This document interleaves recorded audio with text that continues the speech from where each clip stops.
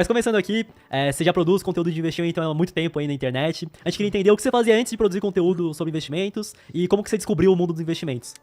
As pessoas devem se aposentar por conta própria. Não deve depender de jeito nenhum do INSS. Porque aí eu parei pra pensar, cara, eu falei, caramba, meu pai contribuiu a vida inteira dele pro INSS e no final ele não teve nada. Mas começando aqui, você já produz conteúdo de investimento há muito tempo aí na internet. A gente queria entender o que você fazia antes de produzir conteúdo sobre investimentos e como que você descobriu o mundo dos investimentos. Legal, né? Isso daí eu contei uma história esses dias também no podcast. E o que acontece? Eu sempre fui ensinado, né, pelo meu pai, é o quê? Você vai trabalhar numa empresa boa, vai trabalhar tantos anos lá e vai se aposentar. E eu queria ser muito engenheiro civil. Eu queria ser muito engenheiro, então eu comecei a estudar pra passar em faculdade de engenharia. E eu vi que dava pra passar na faculdade de tecnologia de São Paulo, que era fazer um curso de construção civil. Era um curso de construção civil e desse curso é tecnólogo. Eu fazia 3 anos lá e depois mais 1 ano e pouquinho eu acabava em engenharia. Encurtava a engenharia e era de graça e era do estado. Ah, legal, hein? Não sabia disso aí, ó. Que é da FATEC, da Faculdade de Tecnologia de Construção Civil. Fica aqui no centro de São Paulo, fica no metrô Tiradentes. Aí eu fiz a prova uma vez, acho que não passei, na segunda vez eu passei. Basicamente foi isso. E eu comecei ali já a trabalhar na área de construção civil sempre. Porque, assim, a partir do momento que você tá numa faculdade que é do estado, é muito fácil você passar em entrevistas, né? E comecei já a trabalhar. Aí eu comecei a trabalhar um tempo e tal. Em 2014, mais ou menos ali, eu já fazia engenharia, já tinha terminado esse curso e comecei a fazer engenharia civil. E o que aconteceu em 2014 foi teve aquela a bolha, né, que explodiu de corrupção das construtoras. Uhum. Então, quando uma construtora grande cai, exemplo, uma Odebrecht da vida, várias outras empresas, mais de 100 empresas caem. Cai que eu falo assim, mais de 100 empresas têm que mandar funcionários embora. Porque uma empresa dessa daí tem, sei lá, 300, 400 contratos. Que cada contrato desse daí contrata mais 30, 40 empresas. Menores, né? Então Menores, é uma empresa gigantesca ali que caiu, como ela tinha contrato com várias menores ali pra prestar o serviço, acabou afetando tudo, então. Exatamente. Aí o que acontece? Eu fui mandado embora dessa empresa aí. E eu tinha acabado de casar. Eita. E eu puto da vida, né? Falei, cara, eu acabei de casar e já tô sendo mandado embora. E eu comecei a conversar com meu pai. Meu pai, ele trabalhava de táxi. Eu falei, pô, pai, legal e tal, né? A gente... não sei o que fazer agora e tal, né? Tá ruim o mercado. A única coisa que eu fui ali é a empresa de construção civil, né? Que eu trabalhei, que eu tenho experiência. Ele falou, você não quer trabalhar comigo meio período? Eu falei, pai, como que é esse negócio aí? Aí comecei a entender, né? Fiz o curso lá pra trabalhar. Comecei a trabalhar de táxi, olha que interessante. Uhum. Comecei a trabalhar de táxi. E trabalhando de táxi, eu ganhava, sei lá, 4, 5 mil reais na época pra trabalhar numa empresa de construção civil. No táxi, eu trabalhava meio período e ganhava 8 mil reais. Pô, aí, ó. Aí eu falei, nunca mais quero voltar. E ainda Aí faz você- seu próprio horário, né? Então É. você dividia com o teu pai ali o táxi que ele já tinha, no caso, né? Exatamente, que ele tinha. E aí, como que funcionava essa divisão? Você fazia meio período, ele fazia meio Eu e... começava a trabalhar umas 4 horas da manhã e 13 horas, 2 horas eu entregava o carro pro meu pai. Meu pai trabalhava da noite, sim, ele fazia isso daí. Aí eu trabalhei um tempo com meu pai ali, depois eu comprei uma licença e também comprei um carro e comecei a trabalhar sozinho, 100% ali comigo. Então eu comecei a trabalhar de táxi, assim. E trabalhando de táxi eu vi que existia muito mais do que a área da construção civil. Porque eu via lá pessoas que falavam sobre investimento, pessoas que falavam sobre tecnologia, e tinham funcionários que, sei lá, eu levava pro interior de São Paulo e a empresa pagava 400 reais, 800 reais pra levar e trazer o funcionário. Eu falei, meu, se esse funcionário aí, só pra levar ele, a empresa paga isso, qual que é o valor que ele tem? Ah, então você já tinha um pensamento de segundo nível, né? Você não só olhava, estão pagando o cara aqui, beleza. Como, é. Você queria entender o porquê disso, né? E você realmente, pô, no táxi todo dia ali, conversar com diversas pessoas diferentes, foi o que abriu um pouco sua mentalidade. Total, né? Total. Porque quando você estuda só uma área, só vai pra um setor, você só vê aquele setor.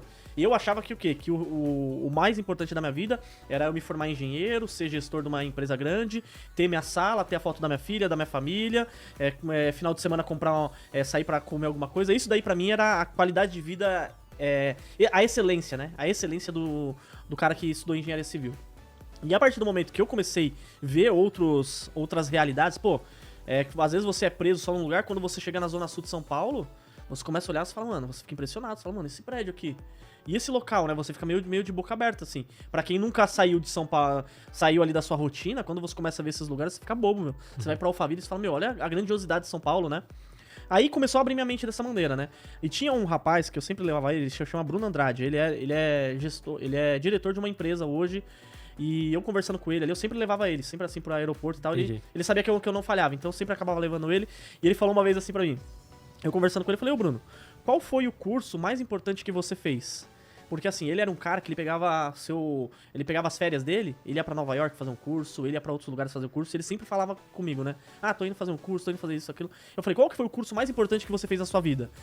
Aí ele parou, pensou assim, ele falou assim, Luan, o curso mais importante que eu fiz na minha vida foi o inglês. Eu falei, nossa, inglês é tão simples, né? Todo mundo pode fazer inglês. Eu falei, por que o inglês? Ele falou, porque se fosse o inglês, eu não estaria nessa vaga que eu estou hoje.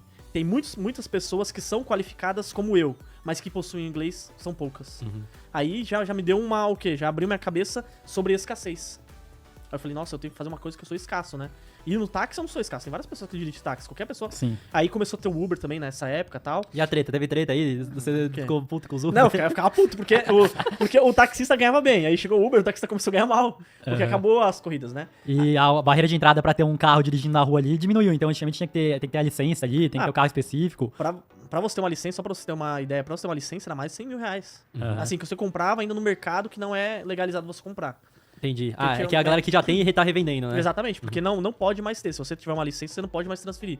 Mas de tempos em tempos, aí o órgão regulador, ele abre uma... Ele faz uma porta de abertura e o pessoal consegue transferir, né? Mas pra você comprar, era mais de 100 mil reais. E esse daí foi o que eu paguei, mais de 100 mil reais pra ter uma licença de táxi, né? E então, aí, nossa, todo mundo ficou. Eu fiquei puto na época, né? Depois eu parei pra pensar, falei, meu, mano, não, mas eu que tô errado, não é o sistema que tá certo, né? Porque realmente, pra quem. O Uber, ele veio pra facilitar muito, né? A vida de várias pessoas, né? É que realmente, né, quando você tem uma barreira de entrada muito grande pra começar, por exemplo, no táxi, tem que pagar 100 mil reais, tem que ter o carro específico ali pra começar, e normalmente as pessoas que são taxistas trabalham em tempo integral, aí vem o Uber ali, qualquer pessoa se cadastra, rapidinho começa a fazer, então pro consumidor é muito bom, mas pra quem já estava no mercado acaba sendo pior, né, porque aumenta a concorrência. Exatamente, aumenta muito a concorrência, mas também tem outro lado, né? Tem um monte de taxista que atendia bem, tem vários que atendia muito mal, meu, então...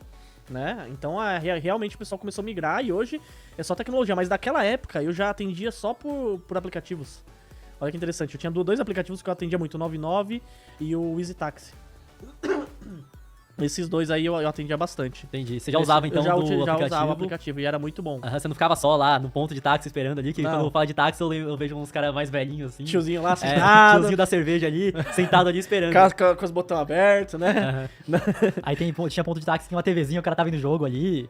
Eu vejo o Maurício Meirelles, que já falou que se você quer voltar pro Brasil da década de 70 com um cara super preconceituoso, você vai com um taxista mais velho. Mas naquela época eu já atendia já com o aplicativo, né? Muito legal. Mas Aí, em 2000, aí depois eu voltei para a área de construção civil, eu saí do táxi, eu voltei para a área de construção civil e eu comecei a estudar muito sobre investimentos. Isso daí já em 2017, por aí.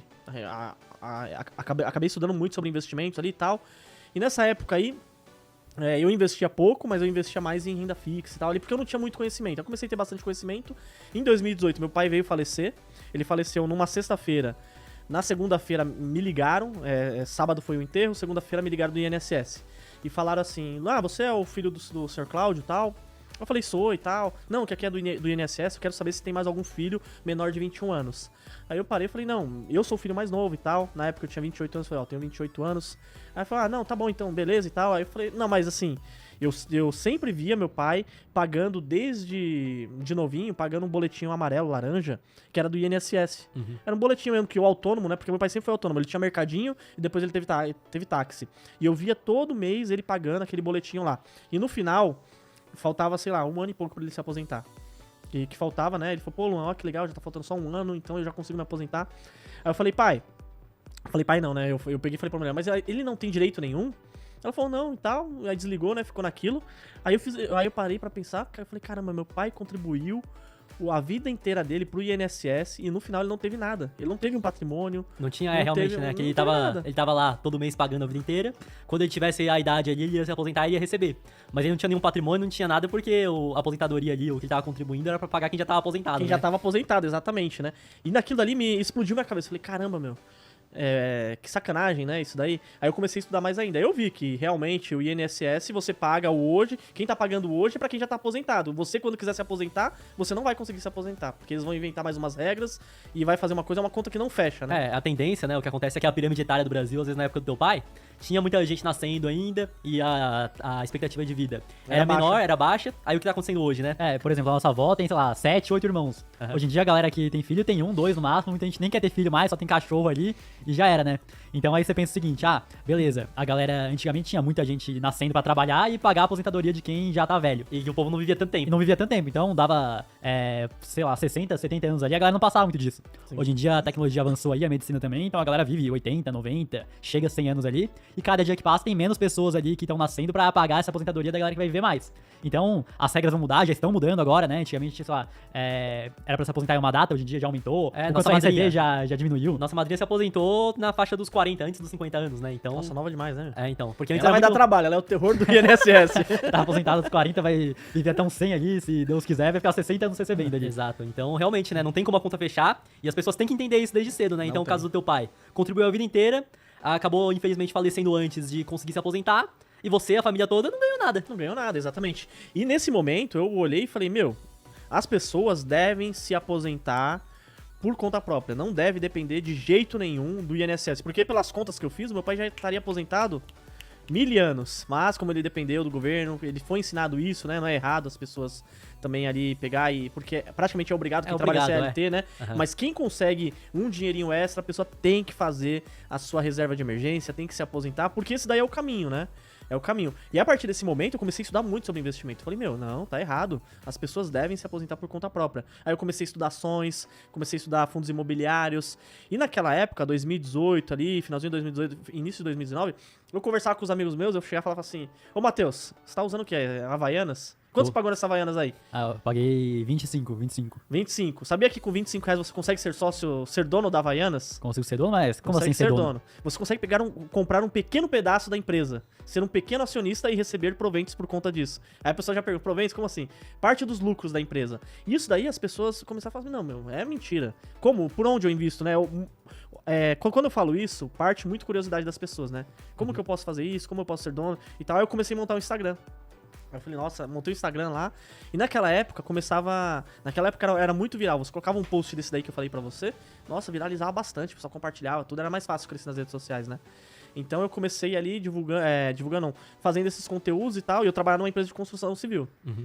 Aí, uma corretora falou assim, Luan, isso daí em 2019. Luan, você não quer fazer uma parceria comigo aqui? É assim, cada conta que você abrir, você vai ganhar 50 reais. Aí eu falei, quero sim, né? Ele falou, mas você só tem 3 dias pra fazer isso. Aí você e a pessoa ganham 50 reais. Então a pessoa abria a conta pelo meu link, um link de afiliado lá, e eu ganhava 50 e a pessoa ganhava 50. É muito bom, né? Aí a pessoa fala assim, mas como que vai surgir esse dinheiro, né? Pra quem não sabe que tá aí do outro lado, tem o custo de aquisição do cliente. Toda empresa tem isso daí. Então pra você se tornar cliente, compensava mais ele pagar 100 reais pra mim e pro cliente ficar um tempo ali um tempo na corretora. Sim. Aqui tem duas métricas muito importantes, né, pra qualquer empresa e pra quem tá querendo empreender é extremamente interessante saber, né? Que é o CAC, que é o custo de aquisição do cliente, e também o LTV, né, que é o Lifetime Value. Então, tipo, quando o cara, a corretora pode pagar, de acordo com as contas que ela fez ali, 100 reais, 50 pra você e 50 pro cara que foi pra corretora, porque o tempo que o cara vai ficar na corretora vai compensar muito mais, né? Muito mais, exatamente. Então, por conta disso daí, a corretora fazia esses programas com alguns influencers, né? Aí eu lembro que era tipo assim, aí eu tinha começado até um canal no YouTube, eu fiz um vídeo no YouTube lá, eu postei no Instagram, em 3 dias eu ganhava 6 mil na corretora, na empresa, eu ganhava 6 mil. Eu fiz quase 2 vezes o meu salário. Tipo, em 3 dias. Eu falei, nossa, mas isso daqui é um negócio. Sabe quando você para pra pensar assim, você fala, mano, então eu tenho um valor, né? E pra corretora é bem interessante também, porque eles só vão pagar se eles realmente tiverem o cliente lá. Se não tiver, não vai pagar. Se, por exemplo, vou anunciar no Google Ads, no Facebook, na TV, eles vão gastar dinheiro e não tem garantia de que vai ter cliente. Agora, quando ele paga como uma afiliação dessa forma ali, 50 pra cada um, é certeza que o cliente tá ali, por isso que o cara pagou, por isso que vale tanto a pena pra corretora isso também. Exatamente, já é um público mais qualificado, mais quente, né? Um público que quer investir. Exato. Não é um público que abriu aí na conta, né? E pra eles é igual você falou, né? E ele não vai chegar lá na TV Globo e vai falar assim, eu vou colocar o meu QR Code aqui, se abrir tantas contas eu vou pagar pra você. Exato. TV Globo vai falar, não, eu quero 1 milhão aqui pra você, se abrir ou não, o problema é de você, eu não tenho culpa de nada. Eu vou entregar a mensagem. Então eu olhei e falei, caramba, legal, se eu fiz, sei lá, uns 10 mil reais, então pra mim é muito bom. Eu tenho, aí já, eu peguei e falei, putz, já é um plano B. Aí eu comecei mais a fazer YouTube, mas mesmo sem saber, postando lá no YouTube, postando no Instagram, e fui assim, e fui surgindo na internet, né? Acabei conhecendo bastante pessoas e tal. Aí depois o YouTube, depois quando começou a pandemia, olha que interessante. A minha filha nasceu e o podcast nasceu junto, praticamente.